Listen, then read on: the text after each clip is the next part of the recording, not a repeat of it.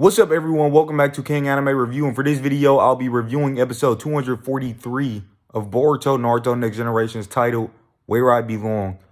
Now, this episode started off with the start of the war between the Funato clan and the Hidden Mist Village, and the Hidden Mist Village started to attack. They started to use like some water-style cannon type of jutsu and shot them at the boats of the Funato clan, and they basically were on the offense at the start of this war, and the Funato clan were pretty much being patient.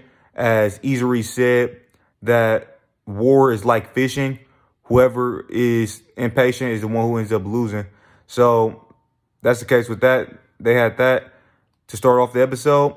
And then we had a scene where Kagura, Sarda, and Dinky were trying to put together a message from a paper that they were trying to figure out what this paper said that the Funato clan left behind. And they basically, Kagura ended up figuring out what the message on the paper was. He ended up cracking the code, and they ended up finding out that the message was basically orders to a elite squad of Funato to launch a sneak attack onto the Hidden Mist Village, and they were going in a certain direction. They were avoiding traveling by sea, and they were going through this mountainous area. And basically, basically Izuri and his crew that was fighting the Funato who was with Izuri, who was fighting the Mizukage, they were fighting on the in the northern sea, and most of the Hidden Mist Village's forces were concentrated in that area. So that whole thing was a diversion for the Funato clan, they were basically trying to deceive the Hidden Mist Village into thinking that their entire clan was fighting them in the northern seas. But in reality, there was another separate elite group of Funato who were heading to the Hidden Mist Village to try to attack it. So then Kagura, basically, he wanted Team 7 and the Hidden Leaf Village Shinobi to go back to the village. But they said that, they can't do that. And Sarda said, as Chunin, they can't abandon the Hidden Mist Village. So Kagura eventually ended up thanking them and allowing them to help him. And he thanked them for helping them and, for helping the Hidden Mist Village. He also asked for the help of the 3 prisoners that's with him, Buntan and Kyoho and Hebi. And they said that they wouldn't cooperate unless they get, completely pardoned or completely acquitted, and basically they don't have to serve jail time. And Kagura agreed to that, and he said if they're successful in protecting the village, then he would appeal directly to the Mizukage in order to try to basically get them to be completely acquitted.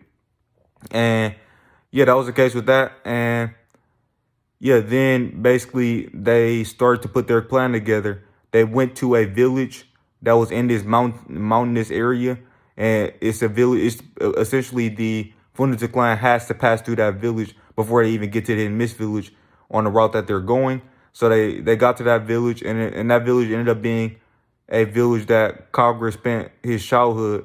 A lot of his childhood, or some of his childhood, was spent in that village. So he had friends there already. And when they got there, they basically started to do things to try to build the defenses of the village. And they also broke a couple of bridges, or destroyed a couple of bridges as well. And because they were trying to get the Funato to come right to that location, and cut off any possible other routes that they could use to escape. And they wanted to get them cornered and basically make things harder for them to beat the Funato clan.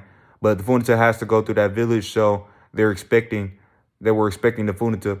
And Boruto, before they went off to that village, he went to look for Akata, and he couldn't find Akata, and he went to talk to the shipbuilders, and they didn't see him. And then he went to Akata's place, and he seen that Akata left his idea journal and all that. So he seemed very worried about Akata. And the Hidden Leaf Village researchers and well, basically Hidden Leaf Village researchers, they went on the ship that was finished being rebuilt, and they are going to head back to the Hidden Leaf Village. And they're going to meet up with Katasuke in the Hidden Mist Village, and then head back to the Hidden Leaf Village, along with the the other people who was rescued. They're gonna just go to the Hidden Mist Village. I mean, to to a safe place in the Hidden Mist Village, and the Hidden Leaf Village researchers are gonna basically tell the Hokage that it was a change of plans, and Team 7 and Team 5 is helping the Hidden Mist Village. So yeah, that stuff was cool. And then we seen Kagura interact with his friends from his past, and they actually was talking. Well, Boruto was asking Kagura about his childhood memories from that place, and he basically said that while he was in Hidden Mist Village, people basically feared him or whatever, and it wasn't his safety wasn't guaranteed there. So he was sent to that village as a kid, and when he was in that village, he made friends with some of the people in that village, and he wants to protect that. He wants to protect that village, even if it means sacrificing his life to protect that village. And I'm pretty sure we already. I know we had a flashback with Kagura in the past of him being in a Hidden Mist Village Academy, but when he was in the village in this episode, he looked a lot younger from the flashbacks we got from him in the past. So I'm guessing once he got old enough to enter the academy, he went back to the Hidden Mist Village, and that's when all that stuff happened with Shizumi and stuff, when Shizumi was his teacher in the academy and stuff like that. But it's cool to see that we got some more detail and depth added to Kagura's character. That just goes to show you that even in Boruto, even characters who were just in one arc and that don't seem that important, they can come back and get even more detail and depth added to their characters. Even if we already seen their backstory in the past, we can get more information on them. And that's what happened with Kagura, and that was very cool. And yeah, so that was cool as well. Kagura is already a pretty great character, and they're just making him exponentially better in this arc. Also, we had a comedy scene where Metal Lee, when he destroyed a bridge, his his suit cracked or ripped, I should say, and Heavy Ichigo helped stitch it together, and Metal Lee seemed like he was blushing when it happened, so he seemed pretty happy about that. And yeah, so then that was pretty much, well, basically at the end of the episode, Heavy Ichigo, basically, she said in front of everybody that, she tried to kill Kagura, and she didn't understand why Kagura was so trusting towards her. And Kagura said he knows he can change. He knows that she can change, no matter how many times it takes. And he basically brushed off her attempt to kill him as something that wasn't serious or wasn't important, because she wasn't actually successful. It was just an attempt, which, I mean, it's still a bad thing that she tried to kill him, and that's obviously a very serious problem. But Kagura, he has faith that she can change, and he knows that she can change, or he thinks she can change, just like how he changed in the past. So yeah, that's cool. And yeah, that's pretty much that's what the episode ended off with. We also got a scene where the Funato clan was talking, and they was talking about how things are going smoothly and stuff like that. And the leader, I forgot his name, but the guy who was with Siren in the last episode, the guy who went and got her after she lost her fight to Boruto and Kagura, that guy is, I think his name was Fumaushi or something like that. But he basically said it's been 2 days since Siren was injured or whatever. And he said that their insignia, basically, it demands the blood of the Hidden Mist Village. So yeah, it seemed like he was very determined to go to the Hidden Mist Village and destroy it. And also, Akira wasn't with them. So I was thinking that, based on the title, that this episode was going to be about Akira rejoining the Funato clan, but maybe he's still with his sister while his sister is healing. And basically, I think he might still join the Funato clan, but Boruto might end up, saving him and stopping him from going down the evil path, or helping the villains, essentially, just like how he did with Kagura. So yeah, I think Yeah, Akira. Yeah, so I think he's probably going to be trying to get revenge for his sister, or rejoin with his clan. But anyways, yeah, all of that stuff was great. The episode was very well written. The story of this episode was a 10 out of 10. The art in this episode was a 10 out of 10. I didn't notice any problems with the artwork. And the animation was a 10 out of 10. I didn't notice any problems with the animation.